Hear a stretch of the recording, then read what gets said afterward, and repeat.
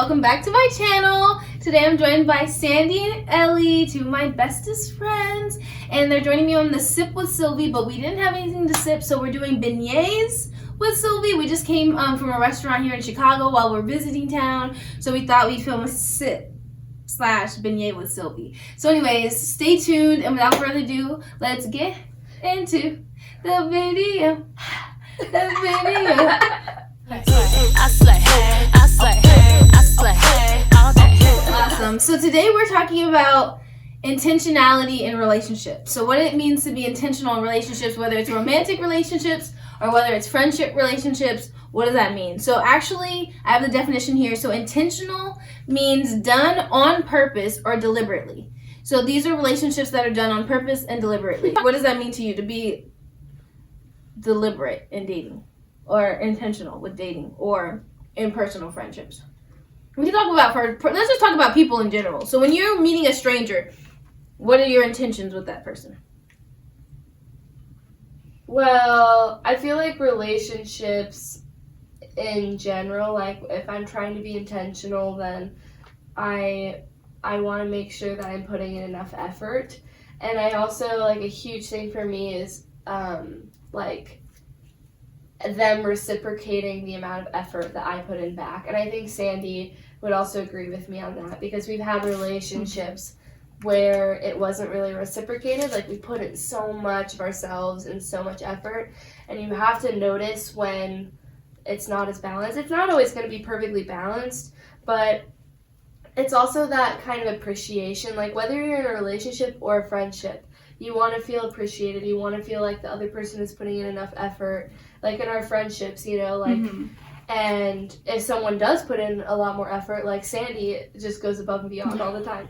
But we always appreciate her for it, and she knows that she's appreciated and loved. So it's kind of, that's what I think when I think of intentional relationships, is the effort and the appreciation that you put into it. I think it's important. What would you say about it? Yeah, I think that, I mean, you pretty much hit that on the head. I think with any relationship that you have, whether it just be like an acquaintance or whatever, I think it's the amount of time and effort you put into it, like you were saying, as well as what kind of relationship it is. Because I mean, like, you could have like your spiritual relationship or your romantic relationship or your friendships. All of them are kind of different, but they all kind of intertwine while, like, you guys have similarities and you kind of build each other up in that way, or like things that you guys don't necessarily have in common, you kind of still pursue that even though that's not your thing, and kind of go after and kind of encourage that person in that way. I think that's really important, to be intentional, not like just with things that benefit yourself, but things that benefit the person that you're trying to have an intentional relationship with. Yeah, I think that's so good. And I feel like right now, with our generation, our culture, as a society in general, we're all focused on convenience. Like, oh, what's going to bring me convenience in this moment? And you seek out friendships because, oh, we can go out and get drunk together and party and have a good time because that's convenient, and that's the temporary relationship that you're seeking out of that situation. Or with hookup relationships, like, that's convenient, you get comfort out of that, you know, it fills that need temporarily, and then you move on. And I feel like that is very toxic behavior, just because relationships are meant to be built, and you establish relationships, whether they're friendships, work relationships, or, you know, romantic relationships. So having that temporary convenience is not necessarily as important as building an intentional relationship that's going to last, that you want to grow in, and to help you be a better person, if that makes sense. So I feel like that's so important to realize and kind of change your mindset around, because you have to want to build a relationship with somebody instead of just jumping into a relationship or friendship because, oh, they seem cool, or oh, whatever. But you have to make sure you have the same values and you actually can see yourself having that person in the future. You know what I mean? Yeah. So I feel like that's something that's very important too. I don't know if you want to. I think something that's also important that I have to constantly tell myself, that I hear Sylv tell to me all the time. They're like, are they adding anything to your life? And because there are relationships that you might already have that aren't healthy, but you keep them around because of the convenience, or because you feel bad, or et cetera, because they give you short-term pleasure, but in the long term, they make you unhappy. And I feel like, you know, Sylv told me one time, and every time I hear it, I'm like, she's calling me out. But she's like, is this person adding to your life? Like, are they adding or are they taking away? Like, from your happiness, from your overall, like, you know, your well-being. Because that's a huge thing. And it's like, no, they're not adding to your life. I think you have to think about that in friendships and in relationships that you have with people, you know. And that's so good. I totally forgot I say stuff like that, but it's true, because it's like anything in your life, whether it's good, bad, like whether you're drinking a lot, whether you're smoking, or whether you're, you know, I don't know what people do in their free time, doing yoga or things like that are actually helpful. Whether you're doing good things or bad things, they're either adding to your life or hurting you in the long run. So it does, and people are included in that equation. And so it's hard because sometimes you get stuck in like I said, convenience relationships. So it's like, oh man, but I've known them forever or whatever, but they're not doing anything for you, or you know every time you hang out with them it's going to be a situation that you don't necessarily want to be a part of. So it's kind of like, okay, don't subject yourself to be around people that are going to bring you down or have you feeling like, like I really shouldn't have them in my life anymore. Because I feel like with certain people, like, oh, we shouldn't be hanging out, or oh, I shouldn't be doing this, because it's like, this is not adding anything to my life. I'm feeling drained afterwards, or I feel regret afterwards, or whatever the situation may be. And so I feel like that's a whole nother level of intentionality as well in relationships. But what's that thing that you say where, like, whoever you are, who you hang out with? What's that? You are like the 5 people you spend the most time with. That's who you become. And I think that's like so important to be like more intentional, like with like dating relationships. If you meet people at bars all the time and you're just like, oh, I'm so sick of dating alcoholics. It's like, well, you always meet them at bars. So like, of course they're going to be an alcoholic. Or, you know, like things that kind of benefit your life more, like, oh, like I just want someone who reads books and loves God, but you're not really meeting people at church or libraries or places where you can find those people, or like even the friendships, like you don't want those friendships where they're kind of leading you down a bad path or making you do negative actions that kind of harm you. And so being more intentional about where you pick relationships, or like where you meet those people. And that's another thing too, like where you are personally in your life is who you attract. So where, like, how you handle yourself and how you carry yourself is the type of energy and people that you're going to attract to you. So if you're always negative, complaining, sad, mad, or whatever, you're going to attract that energy into your life. Versus if you want to be more positive, outgoing, you know, in that kind of headspace, then that's who you're going to attract into your life. And I feel like that's so positive because you're uplifting each other. And I feel like you can only add to people, I don't know, what you already have to give. Whether that's good or bad. I don't know. But I feel like that's another big thing too. I think another thing too that I've noticed is like trying to like recognize those moments where you feel lonely, or you make that decision to text that person you shouldn't text, or reach out to that person you shouldn't reach out to. And I've been trying to recognize those moments more often, and like Sylv has, you know, like Sylv's my accountability partner. She's an accountability partner to another one of her friends. I think it's like helpful having an accountability partner. I'd say both of them really are. I mean, like I call Sandy all the time and I tell her what I'm doing. But it's important to also hold your friends accountable too to their actions. Like if they say, hey, I want to do better, I want to not talk to this person anymore. And that way in those moments, you can recognize those moments and say, oh, I'm having a moment where I'm feeling kind of lonely, or, you know, try to fill those times with something else that fulfills that emptiness or that loneliness that you have. Like I live alone, so I have a lot of moments where I'm like, well, I could just text that one person. But then I end up just FaceTiming her all day.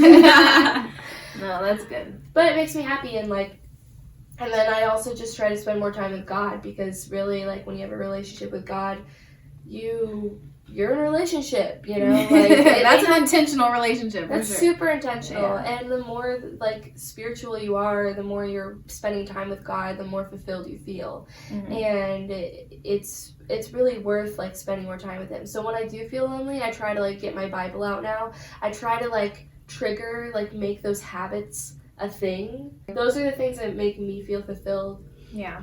And it gives you long-term fulfillment, because you look back and you're like, I'm glad I did that. Because you don't want to text that person then look back later and be like, I'm not happy that I did that. Yeah. Sylva's a good accountability partner, I would say. She's really good at, like, calling you out. And I try to keep it real, especially now. I'm like, we're in 2021, guys. There's no time for any of that 2020 crap. we're gonna leave it back there. But I feel like that's so important, especially if you have a relationship with God. Let him feel your loneliness. Like, I know that sounds crazy, but there's been low points where I'm like, what is going on, especially in this long season of singleness that I've been in personally. And so that's something that I have to cling to and just understand I have a relationship with him.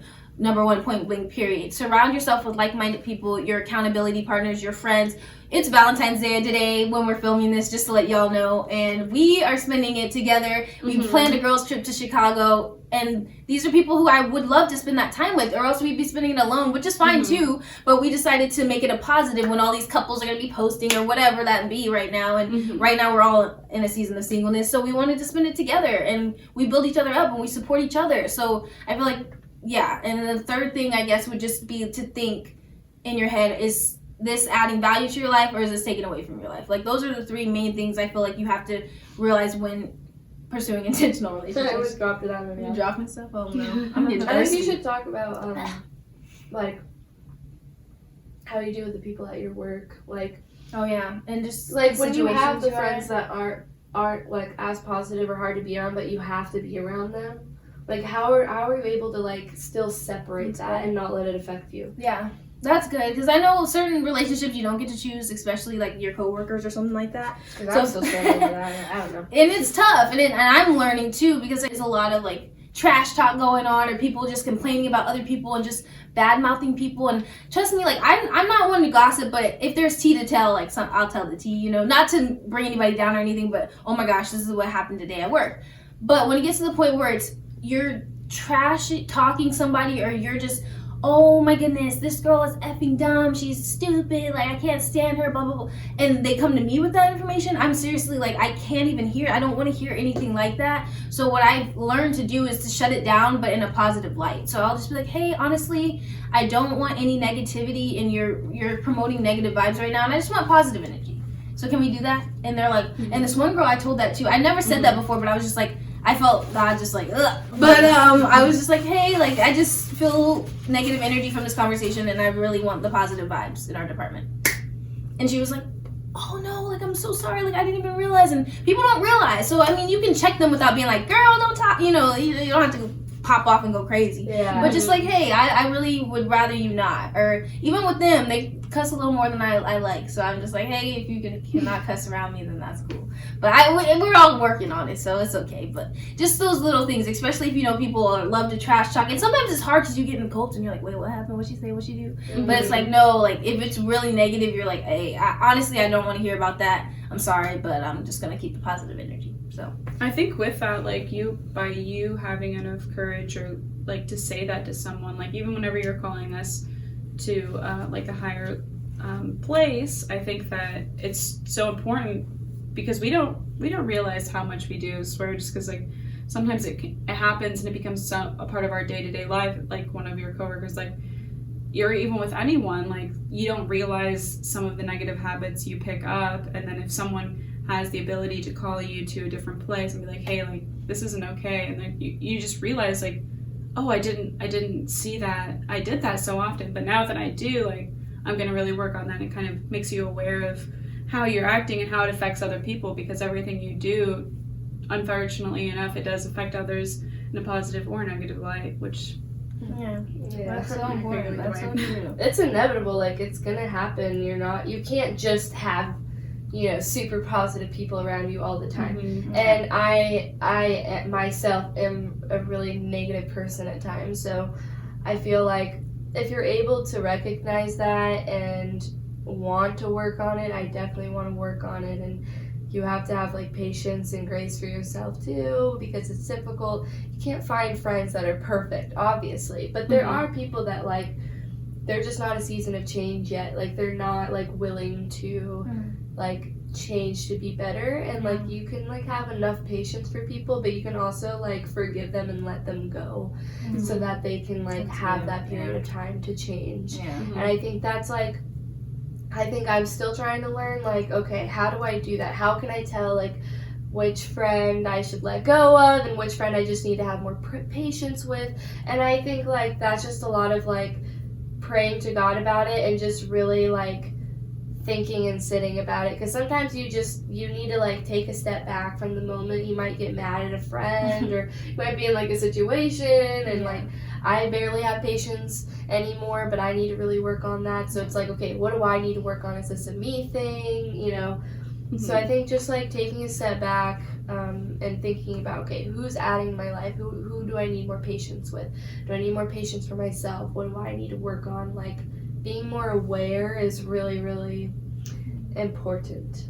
I feel like you have seasons of friendship too. Some people aren't supposed to be in your life forever. Some people come in for a season and they're out. Some people you grow with as you move through life. And so I feel like that's a discernment thing, to whether you're going to have to either pray on it, like Ellie was saying, or just decide within yourself at the end of the day, is this person, like we talked on, like adding to your life or taking away from your life? And with that being said, like if you have a relationship with God or you consider yourself a Christian or anything like that, like we're supposed to love everybody, brothers and sisters, regardless. And I feel like that's important, but you can love people from a distance, you know? You don't have to have everybody close, and you can pray for them still, but that doesn't mean you have to do daily relationship with them. Did you have anything else to add, Sandy? Final thoughts? I think just like my final thought is like, you know, change will come no matter what, and hopefully it's like growth.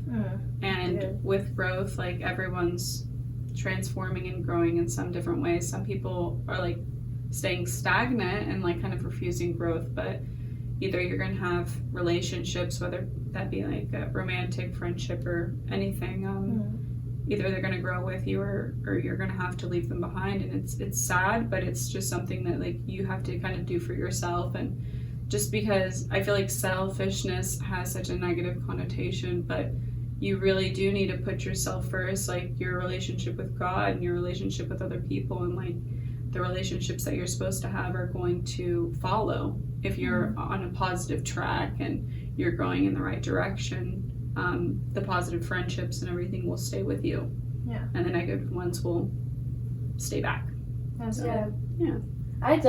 feel like as soon as I like started to let go of the people that I should not see anymore, and I started focusing more on God, I truly feel like God started placing more people in my life that I want to be around, that builds me up, that supports my faith, and that is a positive influence. So I feel like when you do make that sacrifice, because it feels like a sacrifice, you're like, oh, this is so hard. But then you're like, that's nothing. Because then it's like what you get out of it is just so much fulfillment. And especially when you commit more to God and you let go of like what you need to let go, finally, he gives back, you know, like he places people in your life. And I truly feel like, I don't know, I feel like that's happened to me lately. Like I was finally able to kind of like let go of a part of my life that I don't really want to like do anymore, so I can focus on God. And I truly feel like now I'm spending more time in church, now I'm serving, and now he's like placing these people, these new friendships in my life that I'm really excited about, you know? So I just wanted to add that too, because it's like, it's not like a sacrifice, because it seems like sacrifice, like, oh, I have to let go of my friend, oh, I have to see my friend less. And it's like, no, it's actually, it's not just benefiting you, but it's benefiting them too, because that gives them the room and the time to grow. And in the end, it's probably for the best, you know, for both of you guys to be better. And it's better for you to grow your relationship with God, and he'll give back. So it's like everybody wins. Everyone. That's so good. I guess my final thought would just be, you know, at the end of the day, I always use this analogy. If you're the one standing on a chair trying to lift everybody up, you're going to end up falling down. But if you have people that are all standing on chairs or higher and you're bringing each other up, then you're going to have that force be stronger around you. And so I feel like that's so important.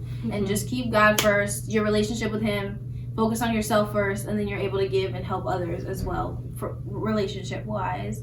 And at the end of the day, you know, surround yourself with some accountability partners and just try to be more intentional every day with whatever you're pursuing, whether it's relationships, career goals, and all of that. But I know right now we're talking about intentionality with relationships, but I don't know. I hope this helped. It was just a fun little sit down video, but I wanted to get a video with these guys, and thank you guys for actually joining me for a video. I appreciate it. Yeah. But you'll see them many, many more. And yeah, that's all. If you have any questions, comments, concerns, prayer requests, anything like that, comment below. And yeah, without further ado, we're not getting into the video. My brain is not working. It's almost midnight. Well, we're gonna end the video, so don't forget it is. to slay all day. Hello, honeys. Mwah. I slay.